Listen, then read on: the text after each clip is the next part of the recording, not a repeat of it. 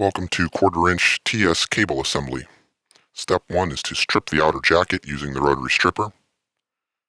Insert the rotary stripper to remove approximately 3/4 inches of the outer jacket.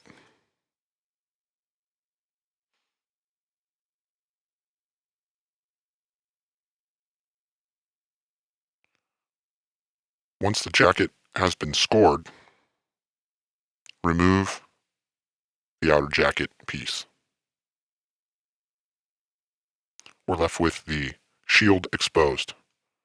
Pull back on the French braid shield to loosen it. Then, with a pointed implement, to insert underneath the shield, and then through the braid to unbraid the shield. Do this all the way to the outer jacket.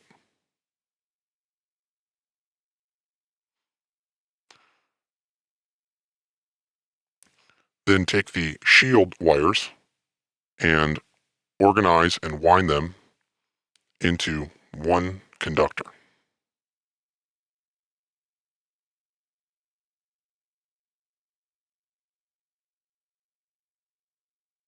Like so.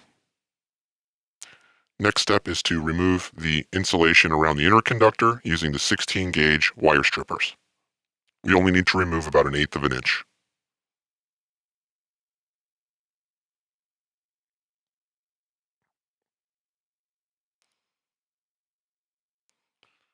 Now our shield and our inner conductor are the same length. We need to trim the shield back to be behind the insulation on the inner conductor. That's the appropriate trim length for a 1/4 inch TS. Now it's time to prep the cable by tinning these exposed conductors. We'll start with the inner conductor. That's going to make up the hot signal path. Going to apply heat and a small amount of solder until the solder flows into the wire. We'll repeat the process with the shield, noting that it will require more solder and more heat as it's a larger conductor. We want to continue tinning all the way down to where the braid is still woven together near the outer jacket. Here are the parts that come in the connector bag. The connector itself, the blue cable clamp, the outer shell, and the black cable boot. Now it's time to prep the connector by applying a small amount of solder to the inner conductors. Watch the solder flow. We'll repeat the process for the ground path conductor, applying a small amount of solder to the connection. At this point, we're going to want to load the cable boot onto the cable itself, as we will not have the opportunity after the connector is affixed. Simply insert the prepped ends of your cable through the cable boot. Note the way the cable boot goes on.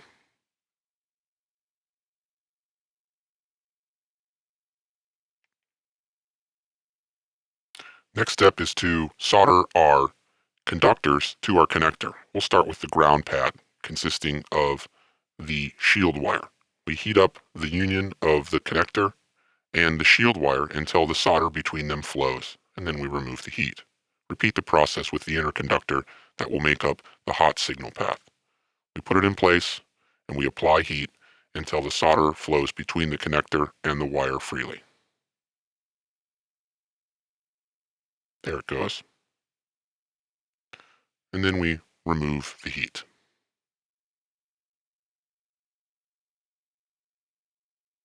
Now it's time to load the cable clamp. It'll slip over the cable from the outside through the slit in the side. It goes as such. Now let's check to make sure that the cable clamp actually lands on the outer jacket. Looks like we're good here. Next step is to put the outer shell over the TS connector and slide it all the way down. Then we'll slide the boot up to meet up with the outer shell. We screw the cable clamping boot into the outer shell. We try to get it as tight as we can.